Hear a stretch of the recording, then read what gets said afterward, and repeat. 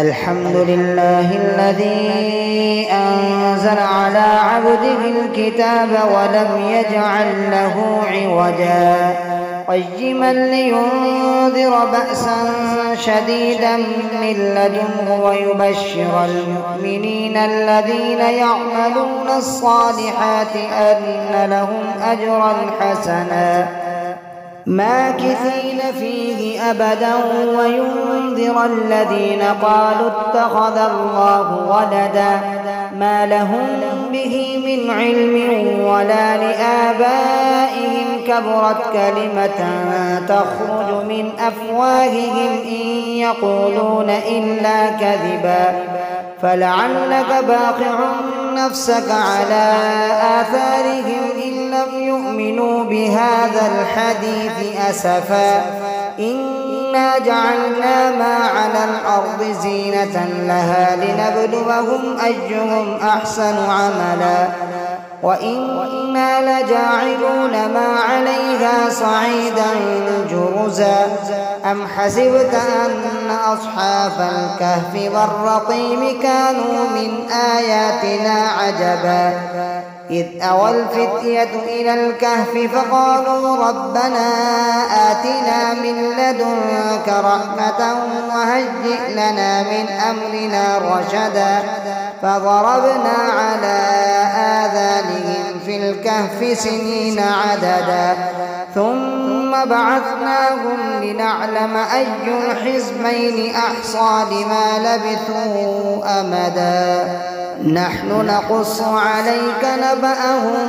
بالحق إنهم فتية آمنوا بربهم وزدناهم هدى فربطنا على قلوبهم إذ قاموا فقالوا ربنا رب السماوات والأرض لن ندعو من دونه إلها لقد قلنا إذا شططا هؤلاء قومنا اتخذوا من دونه آلهة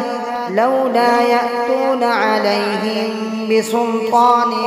بين فمن أظلم ممن افترى على الله كذبا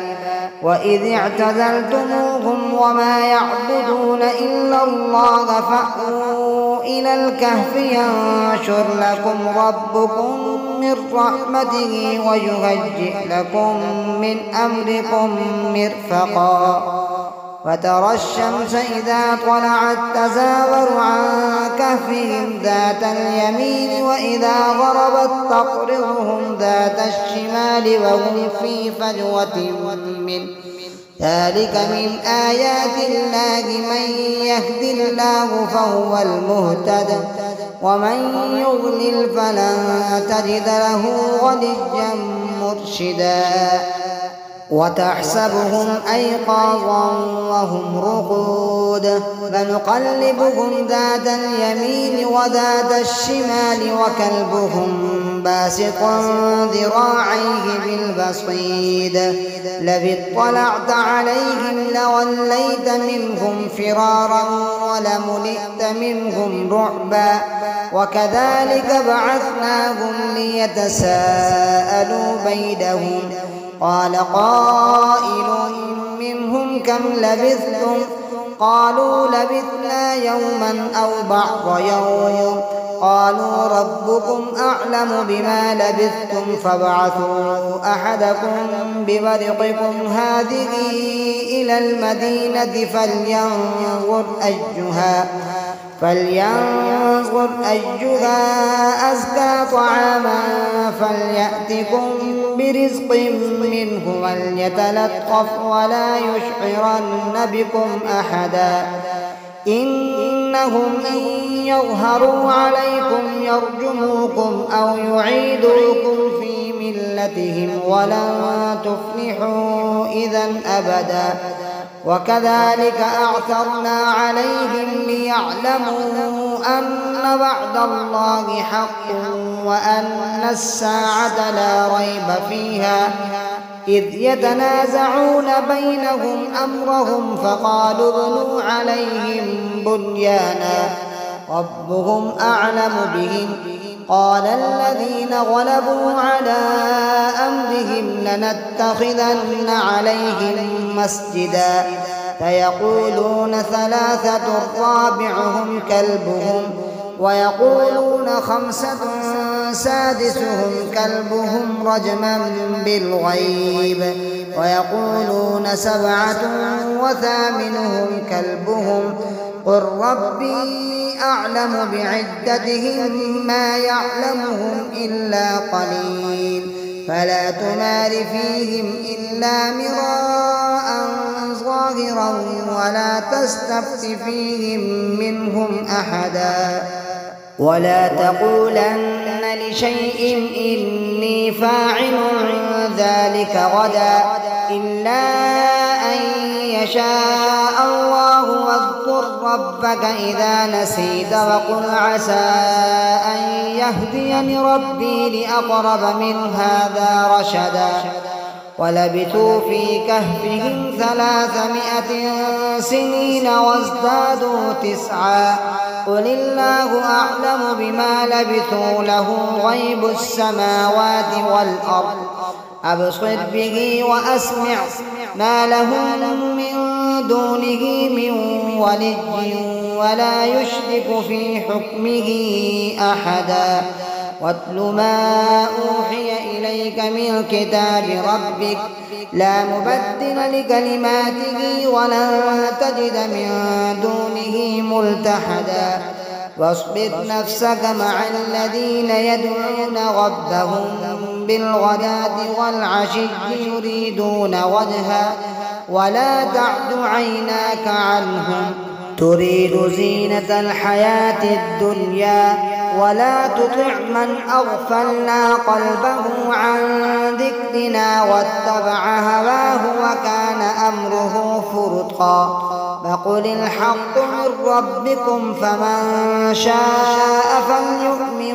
ومن شاء فليكفر إنا أعتدنا للظالمين نارا أحاط بهم سرادقها وإن يستغيثوا يغاثوا بماء كالمهل يشوي الوجوه بئس الشراب وساءت مرتفقا إن الذين آمنوا وعملوا الصالحات إنا لا نضيع أجر من أحسن عملا أولئك لهم جنات عدن تجري من تحتهم الأنهار يحلون فيها من أساور من ذهب ويلبسون ثيابا خضرا من سندس واستبرق متكئين فيها على الأرائك نعم الثواب وحسنت مرتفقا واضرب لهم مثل الرجلين جعلنا لأحدهما جنتين من أعناب وحففناهما بنخل وجعلنا بينهما زرعا كلتا الجنتين آتت أكلها ولم تظلم منه شيئا وفجرنا خلالهما نهرا وكان له ثمر فقال لصاحبه وهو يحاوره أنا أكثر منك مالا وأعز نفرا فدخل جنته وهو ظالم لنفسه قال ما أظن أن تبيد هذه أبدا وما أظن الساعة قائمة ولئن رددت إلى ربي لأجدن خيرا منها منقلبا قال له صاحبه وهو يحاوره أكفرت بالذي خلقك من تراب ثم من نطفة ثم سواك رجلا لكن هو الله ربي ولا أشرك بربي أحدا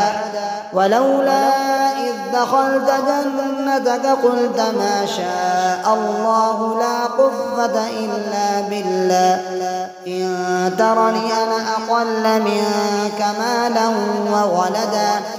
فعسى ربي أن يؤتيني خيرا من جنتك ويرسل عليها حسبانا من السماء فتصبح صعيدا زلقا أو يصبح ماؤها غورا فلن تستطيع له طلبا فأحيط بثمره فأصبح يقلب كفيه على ما أنفق فيها فهي خاوية على عروشها ويقول يا ليتني لم أشرك بربي أحدا ولم تكن له فئة ينصرونه من دون الله وما كان منتصرا هنالك الولاية لله الحق هو خير ثوابا وخير عقبا واضرب لهم مثل الحياة الدنيا كماء أنزلناه من السماء فاختلط به نبات الأرض فأصبح هشيما تذروه الرياح وكان الله على كل شيء مقتدرا المال والبنون زينة الحياة الدنيا والباقيات الصالحات خير عند ربك ثوابا وخير أملا ويوم نسير الجبال وترى الأرض بارزة وحشرناهم فلم نغادر منهم أحدا وعرضوا على ربك صفا لقد جئتمونا كما خلقناكم أول مرة بل زعمتم أن لن نجعل لكم موعدا فوضع الكتاب فترى المجرمين مشفقين مما فيه ويقولون يا ويلتنا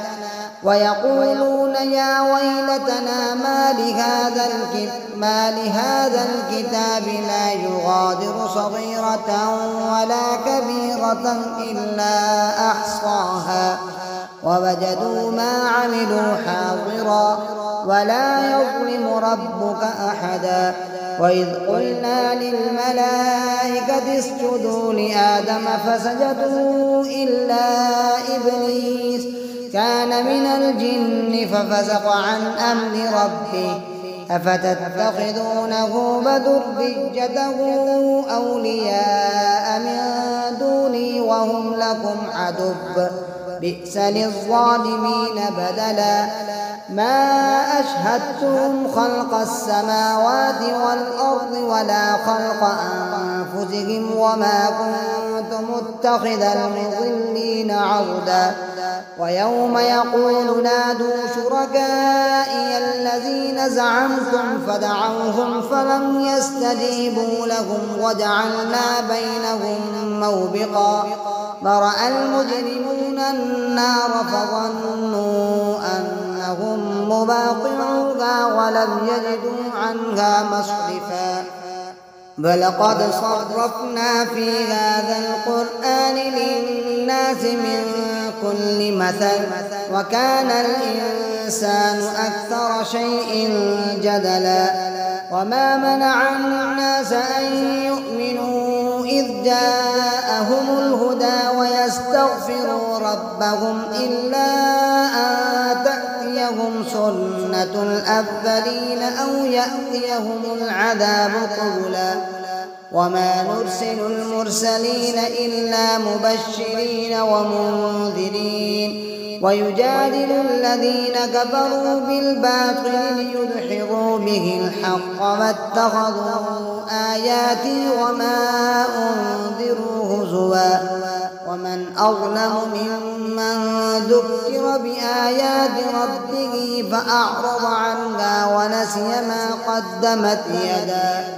إنا جعلنا على قلوبهم أكنة أن يفقهوه وفي آذانهم وقرا وإن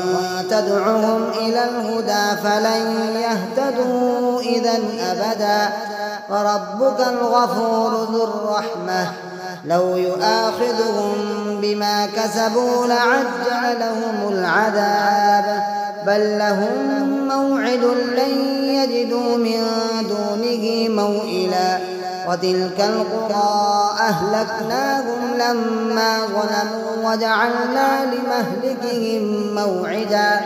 وإذ قال موسى لفتاه لا أبرح حتى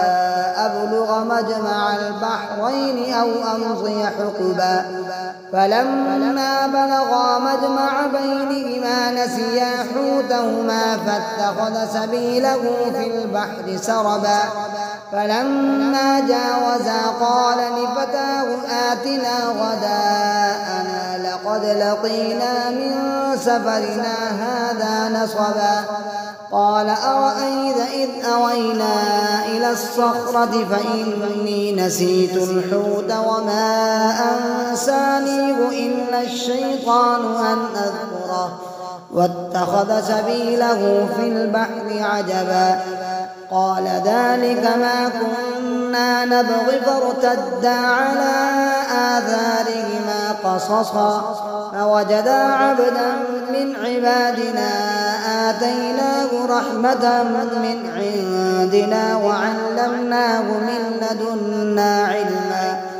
قال له موسى هل أتبعك على أن تعلمني مما علمت رشدا قال إنك لن تستطيع معي صبرا فكيف تصبر على ما لم تحط به خبرا قال ستجدني إن شاء الله صابرا ولا أعصي لك أمرا قال فإن اتبعتني فلا تسألني عن شيء حتى أحدث لك منه ذكرا فانطلقا حتى إذا ركبا في السفينة خرقها قال أخرقتها لتغرق أهلها لقد جئت شيئا إمرا قال ألم أقل إنك لن تستطيع معي صبرا قال لا تؤاخذني بما نسيت ولا ترهقني من أمري عسرا فانطلقا حتى إذا لقيا غلاما فقتله قال أقتلت نفسا زكية بغير نفس لقد جئت شيئا نكرا قال ألم أقل لك إنك لن تستطيع معي صبرا قال إن سألتك عن شيء بعدها فلا تصاحبني قد بلغت من لدني عذرا فانطلقا حتى إذا أتيا أهل قرية استطعما أهلها فأبوا أن يضيفوهما فوجدا فيها جدارا يريد أن ينقض فأقامه قال لو شئت لاتخذت عليه أجرا قال هذا فراق بيني وبينك سأنبئك بتأويل ما لم تستطع عليه صبرا أما السفينة فكانت لمساكين يعملون في البحر فأردت أن أعيبها وكان وراءهم ملك يأخذ كل سفينة غصبا وأما الغلام فكان أبواه مؤمنين فخشينا أن يرهقهما طغيانا وكفرا فأردنا أن يبدلهما ربهما خيرا منه زكاة وأقرب رحما وأما الجدار فكان لغلامين يتيمين في المدينة وكان تحته كنز لهما وكان أبوهما صالحا فأراد ربك أن يبلغا أشدهما ويستخرجا كنزهما رحمة من ربك وما فعلته عن أمري ذلك تأويل ما لم تسطع عليه صبرا ويسألونك عن ذي القرنين قل سأتلو عليكم منه ذكرا إنا مكنا ومكنا له في الأرض وآتيناه من كل شيء سببا فأتبع سببا حتى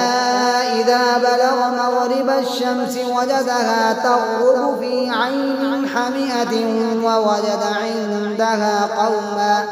قلنا يا ذا القرنين إما أن تعذب وإما أن تتخذ فيهم حسنا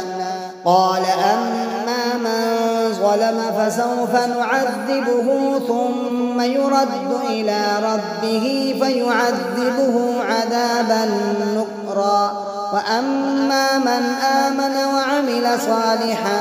فله جزاء الحسنى وسنقول له من أمرنا يسرا ثم أتبع سببا حتى إذا بلغ مطلع الشمس وجدها تطلع على قوم لم نجعل لهم من دونها سترا كذلك وقد أحطنا بما لديه خبرا ثم أتبع سببا حتى إذا بلغ بين السدين وجد من دونهما قوما لا يكادون يفقهون قولا قالوا يا ذا القرنين إن يأجوج ومأجوج مفسدون في الأرض فهل نجعل لك خرجا على أن تجعل بيننا وبينهم سدا قال ما مكني فيه ربي خير فأعينوني بقوة أجعل بينكم وبينهم ردما آتوني زبر الحديد حتى إذا ساوى بين الصدفين قال انفخوا حتى إذا جعله نارا قال آتوني أفرغ عليه قطرا فما استطاعوا أن يظهروه وما استطاعوا له نقبا قال هذا رحمة من ربي فإذا جاء وعد ربي جعله دكا وكان وعد ربي حقا وتركنا بعضهم يومئذ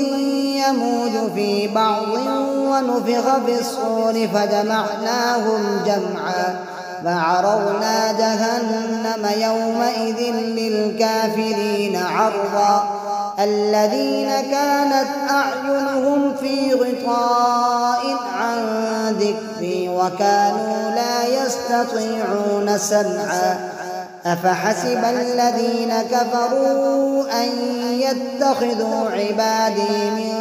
دوني أولياء إنا أعتدنا جهنم للكافرين نزلا قل هل ننبئكم بالأخسرين أعمالا الذين ضل سعيهم في الحياة الدنيا وهم يحسبون أنهم يحسنون صنعا أولئك الذين كفروا بآيات ربهم ولقائه فحبطت أعمالهم فلا نقيم لهم يوم القيامة وزنا ذلك جزاؤهم جهنم بما كفروا واتخذوا آياتي ورسلي هزوا إن الذين آمنوا وعملوا الصالحات كانت لهم جنات الفردوس نزلا خالدين فيها لا يبغون عنها حولا قل لو كان البحر مدادا لكلمات ربي لنفد البحر قبل أن تنفد كلمات ربي ولو جئنا بمثله مددا قل إنما أنا بشر مثلكم يوحى إلي أنما إلهكم إله واحد فمن كان يرجو لقاء ربه فليعمل عملا صالحا ولا يشرك بعبادة ربه أحدا.